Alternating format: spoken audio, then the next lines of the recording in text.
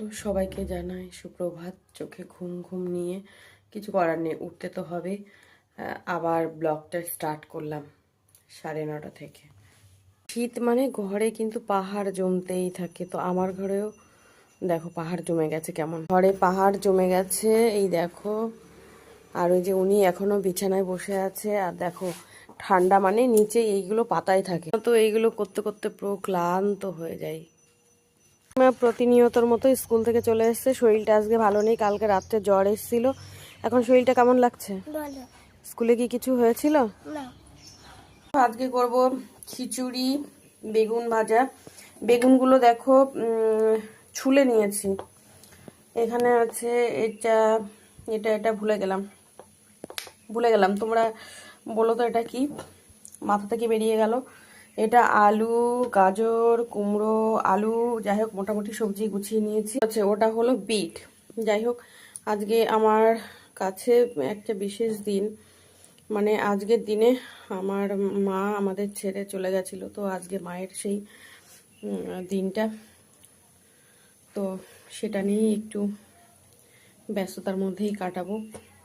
তার মাঝে মধ্যেই তোমাদের সামনে ফিরে আসব।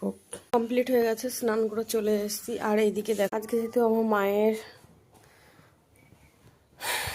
মৃত্যুবার্ষিকী, তো মাকে এখানে আর কি ছবি দিয়ে মালা দিয়ে প্রস্তুতি করেছি। এটা হলো আমার মা, দেখো।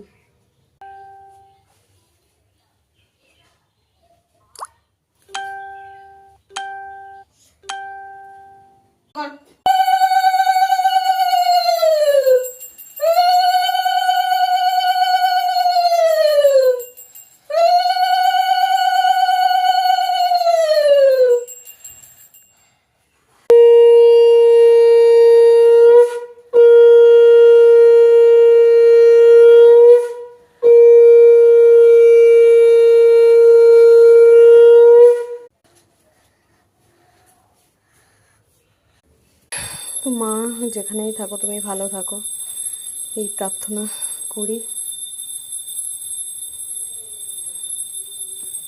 অন্তত সারা বছরে অন্তত এই একটা দিন না হয় মায়ের জন্য একটু ভাববো। সারাটা জীবন তো ভাববই, কিন্তু একটা দিন বিশেষ করে মাকে সত্যি ভীষণ মনে পড়ে।